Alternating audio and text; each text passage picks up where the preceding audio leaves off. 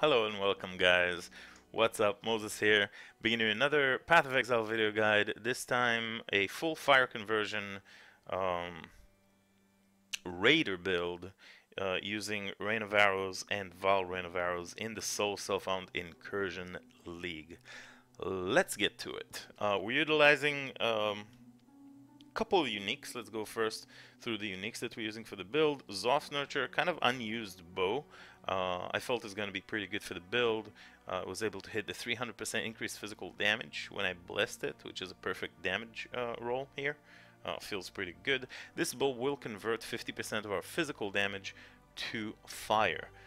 So we want to scale our physical and elemental as well. The Zoth Blood Amulet will convert the rest of the fire damage using Avatar of Fire. Right here, we'll convert the rest of the physical into fire damage so that we get 100% and only fire damage dealt to enemies.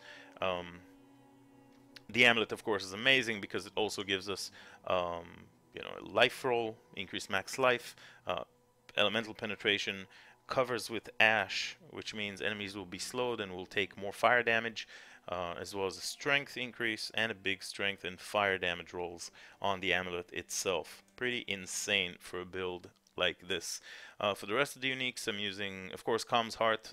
We don't need any barrage for single targets because Rain of Arrows, Val Rain of Arrows will take care of the job. So Calm's Heart, big flat life bonus, and a big increased fire damage roll.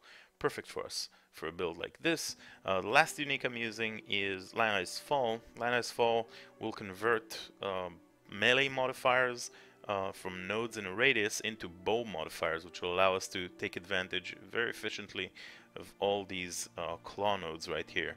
This will give us a bunch of crit multi, take care of our leech in one node, and give us big physical damage increases and damage with elements. So our burning from the ignites will deal more damage.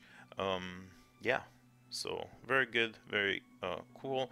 Last, potentially if you could fit it in, I would absolutely and totally use a helmet like Devota's Devotion for this build, simply because big attack speed and movement speed will make us so much faster for map clears, and the Chaos Resist will keep us safe, as well as big armor evasion roll. This helmet is absolutely amazing. I was just simply unable to use it myself because I'm lacking a little bit of resist, and I'm having a bit of a hard time managing it currently in the Soul Self-Found Incursion League. But if I manage to somehow fit the resists later on, I'll be able to use it for sure. Definitely recommended. So yeah, that's pretty much about the uniques. Let's for the build, let's talk about the gem links and Ascendancy. So gem links are Val Rain of Arrows. I was able to corrupt this at the temple, got a little bit of extra quality. Of course, we want that 2120 Val Rain of Arrows, but hey, nothing's perfect in life. Linked with elemental damage with attacks. Of course, we are an elemental build. We want that more multiplier. It's pretty huge for us. Physical damage to attacks. Again, another big more multiplier for our damage. Combustion support for further elemental penetration and more fire damage. Here, increased critical strikes because the base crit of the bow is not particularly high. So we do want to get that for sure for a crit build like this, and added fire because we get a big more multiplier from our physical into fire damage. So seems very natural type of links for me. While I was leveling, I was using Mirage Archer and not Combustion. I only started using Combustion when I reached around level 85 or so. For the rest of the links, we're using a cast when damage taken, linked with Immortal Call and Flammability to be able to further drop enemies' fire resistance. Anger and Herald of Ash will be used as our mana reservation for further damage. Alternatively, you could use Grace, Valgrace in that slot instead of Herald of Ash, but you will instead of Anger, but you will be sacrificing some fire damage for the build. But Of course, it will be a bit more tanky. And a bit more safe. Blink Arrow and faster attacks right here, as well as Blood Rage to generate our, you know, um, um, basically we're not really using it to generate our frenzy charges. We are using it to generate our frenzy charges early on and while leveling, but later on we're going to be grabbing Avatar of the Slaughter and wear the Poacher that will just generate frenzy charges for us. This we use just for the big increased attack speed, which is pretty huge for a build like this, simply because the base attack speed of this bow as well is not very high. So every attack speed you can get can actually go a pretty long way. So yeah, that's why we get Blood Rage here, as well as the Leech. And yeah, Herald of Ashes linked here as well. And the last set of links here is the way we're generating power chargers. We got Orb of Storms linked with increased critical strikes, as well as power charge on crit. You basically drop it on the ground. Chain support will just allow it to chain. Level 13 right now because I don't want to level it up too much. I don't want the intelligence dependency to be too high. Level 13 seems to be enough to get the 3 extra target splits from the skill gem. And chain will just make sure that it basically crits and you instantly get your maximum power charges as soon as you drop it. Yeah, alternatively, if you're fighting a single target boss, you know, guardians and such, you can and should swap chain with Calling Strike. They're both green gems, and Calling Strike will insta-kill monsters with 10% or less HP for you. When it comes to the links we covered, gear-wise, I'm just using rares with life resist whenever I can, some elemental damage with attacks, some intelligence to fill in for the gem requirements. Yeah, this is a pretty sick ring. I was able to get big fire damage, big elemental damage, some life, big resists, and a strength roll. This ring is pretty insane. But yeah, for the rest of the gear, it's just standard stuff. I was able to craft these grip gloves, nothing too crazy, just the resistances that I needed. Some life, some attack speed, projectile damage implicit. There's definitely better quivers out there, but that's the only one I was able to find. Soul Cell found after all. We get the life, we get the resistances, some crit multi, some other damage with attacks. Seems good for now until I find something better. And yeah, again, some strength, more life, fire resist, the abyssal socket, of course, and the elemental damage with attacks here, with some fire damage, some crit, some life roll over here. Yeah, best one I was able to get again.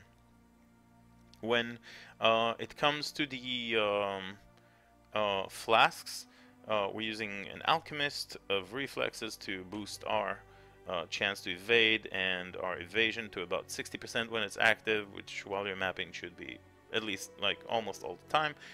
Alchemist of adrenaline for the zoom move speed, a warding flask for the diamond to remove curses, and since we're elemental immune because of quartz infusion, the only thing that we're not immune to is poison, so I decided to go with a chemist of curing to be able to get that onslaught, to be able to get that immunity. Yeah. When it comes to the Ascendancy, oh yeah, and of course a seething flask of staunching right here, because, well, we need that instant life flask, and we definitely need bleed removal right here. When it comes to the Ascendancy, quick word, basically Raider, we get that Quartz Infusion, that Avatar of the Veil gives us all that elemental immunity and the dodge. While I was leveling, I did the Rapid Assault and Avatar of the Chase and Quartz Infusion as our, you know, 3 first labyrinths, but later I respect these nodes and I went full Avatar of the Slaughter and with the Poacher to be able to generate those frenzy charges against single target, which is what I'm trying to focus on right now. And I believe that's all there is to be said about the build. Of course, I'll leave a link to the tree I'm using right now in the description, so you'll be able to check it out and maybe mess around with it a little bit. And we can, I guess, go and run a map. Let's destroy something. Got a Something happened outside. I got a shaped underground sea here. It has burning ground, which we don't care because we're elemental immune. Some turbo. Phys damage reduction, don't care. And beyond seems good. You'll be able to see these, beyond mobs just burn and ignite and all that stuff. We also got some more beyond invader prophecy. So yeah, the way you play the build is very simple. You just pop your blood rage, pop your flasks, um, get your the double drops. It's all self-found, right? So yeah, you get your power charges from the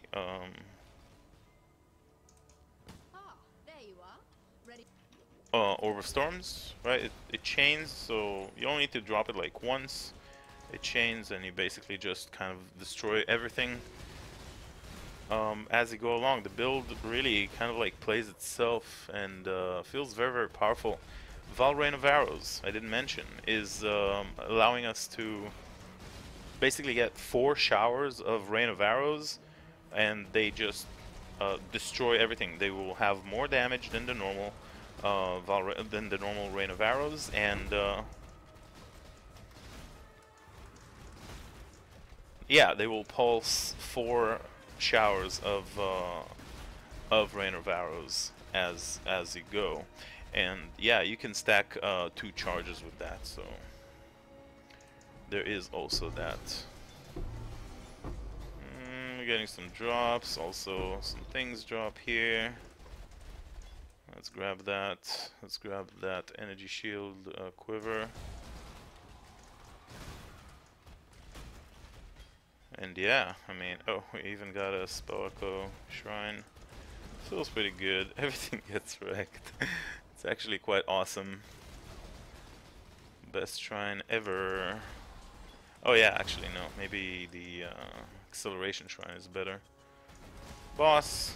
Not really fair because I do have the shrine right now, but yeah, that's pretty much what happens. You go to the boss, you pop double Val Rain of Arrows, 2 charges, that stuff. The bosses pretty much die instantly.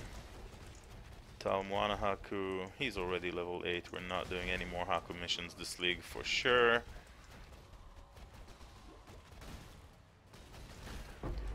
And yeah, nice that it has the Beyond, so you know, you can see how everything just gets burning and dying, and the build feels very, very good for clear. I was able to clear tier 9 Elder with it.